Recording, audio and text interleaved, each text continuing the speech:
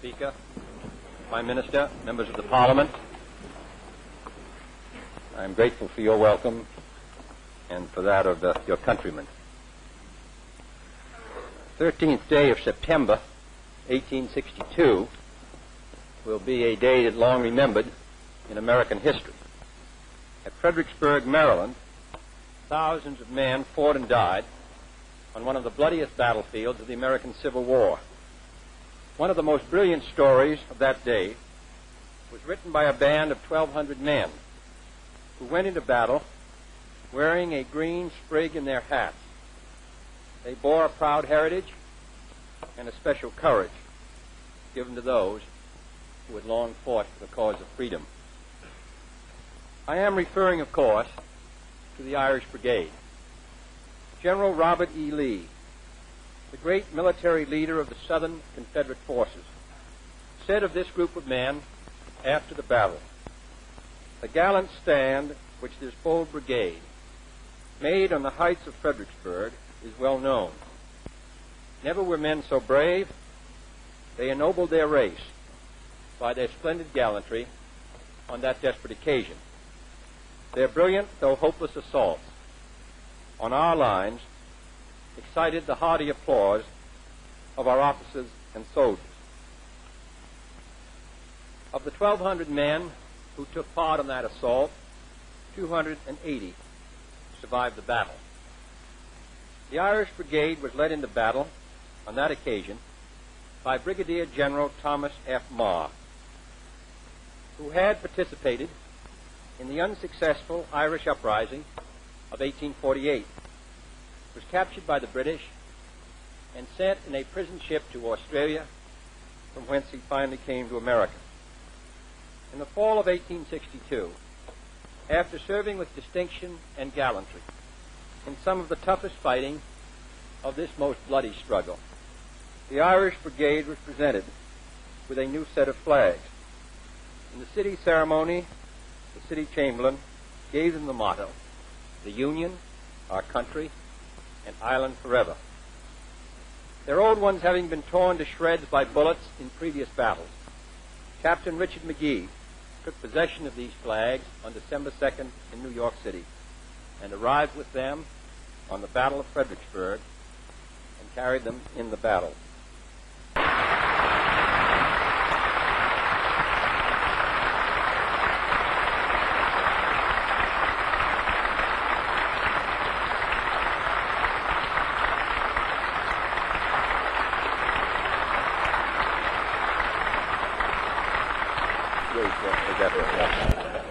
There is also an unconfirmed rumor that Hoban was never fully paid for his work on the White House.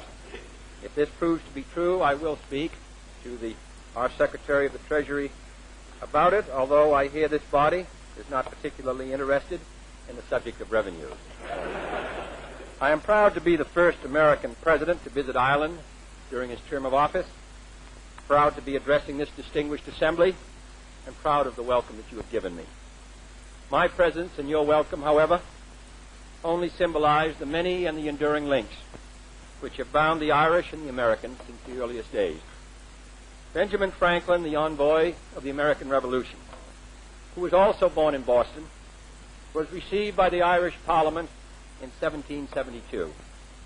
It was neither independent nor free from discrimination at the time. But Franklin reported its members, and I quote him, "are disposed to be friends of America.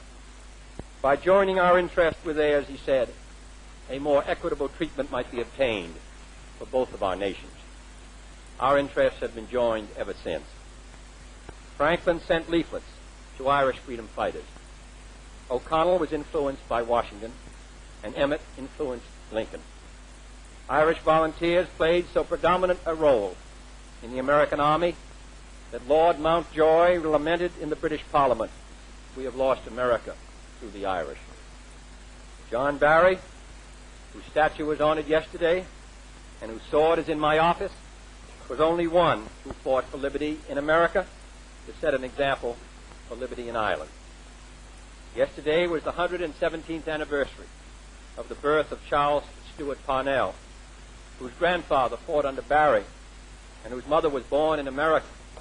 and who at the age of 34 was invited to address the American Congress on the cause of Irish freedom. I have seen since I have been in this country, he said, so many tokens of the good wishes of the American people towards Ireland. And today, 83 years later, I can say to you that I have seen in this country so many tokens of good wishes of the Irish people towards America. And today I am certain free Ireland, a full-fledged member of the world community, where some are not yet free, and where some counsel an acceptance of tyranny, free Ireland will not be satisfied with anything less than liberty.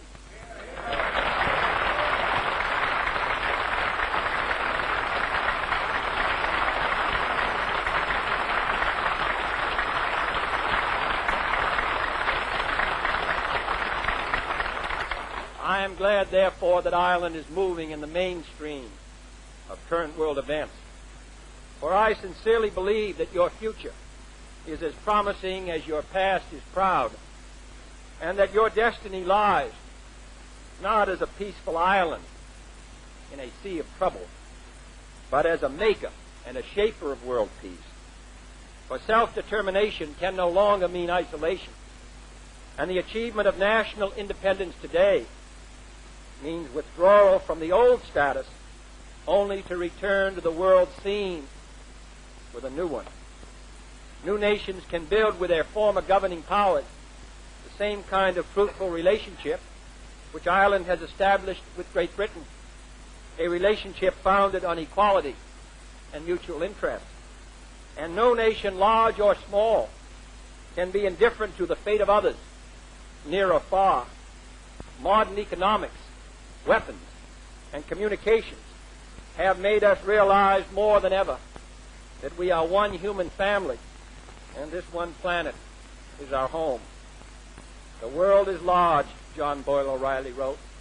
The world is large when its weary leagues, two loving hearts divide, but the world is small when your enemy is loose on the other side. It is stronger than all the hosts of error. Ireland is clad in the cause of national and human liberty with peace. To the extent that peace is disturbed by conflict between the former colonial powers and the new and developing nations, Ireland's role is unique. For every new nation knows that Ireland was the first of the small nations of the 20th century to win its struggle for independence.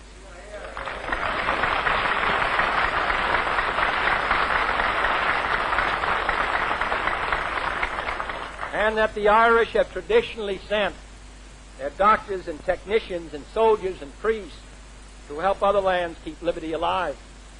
At the same time, Ireland is part of Europe, associated with the Council of Europe, progressing in the context of Europe, and a prospective member of an expanded European common market. Thus, Ireland has excellent relations with both the old and the new, the confidence of both sides, and an opportunity to act where the actions of greater powers might be looked upon with suspicion. The central issue of freedom, however, is between those who believe in self-determination and those in the East who would impose upon others the harsh and repressive communist system. And here your nation wisely rejects the role of a go-between or a mediator. Ireland pursues an independent course in foreign policy, but it is not neutral between liberty and tyranny, and never will be.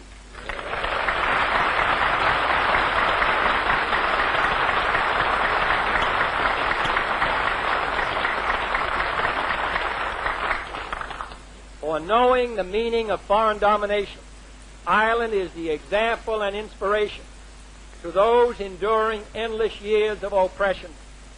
It was fitting and appropriate that this nation played a leading role in censuring the suppression of the Hungarian Revolution. For how many times was Ireland's quest for freedom suppressed, only to have that quest renewed, by the succeeding generation? Those who suffer beyond that wall I saw on Wednesday in Berlin must not despair of their future. Let them remember the constancy, the faith, the endurance, and the final success of the Irish. And let them remember, as I heard sung by your sons and daughters yesterday in Wexford, the words, the boys of Wexford, who fought with heart and hand to burst in twain the galling chain and free our native land.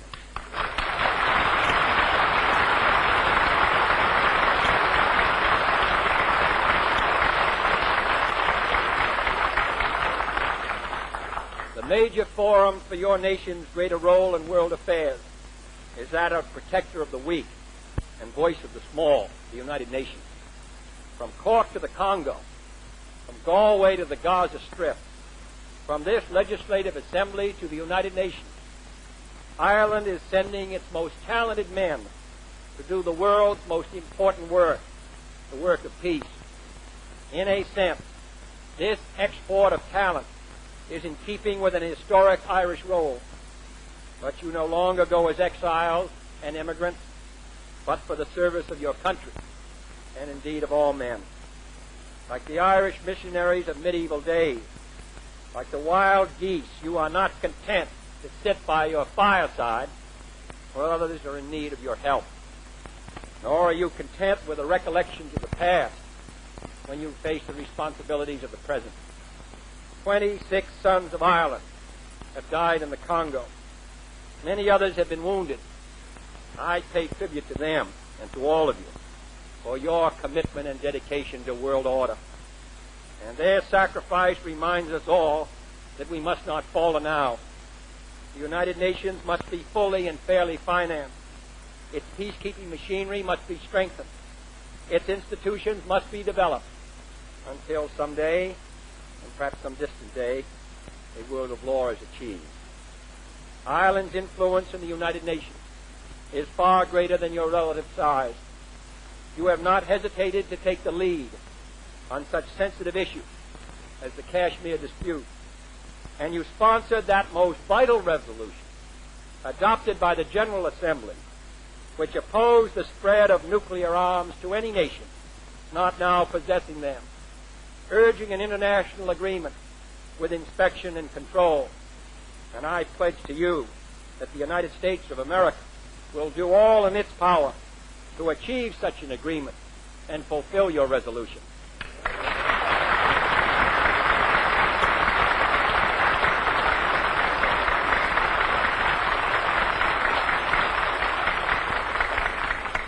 I speak of these matters today not because Ireland is unaware of its role, but I think it important that you know that we know what you have done.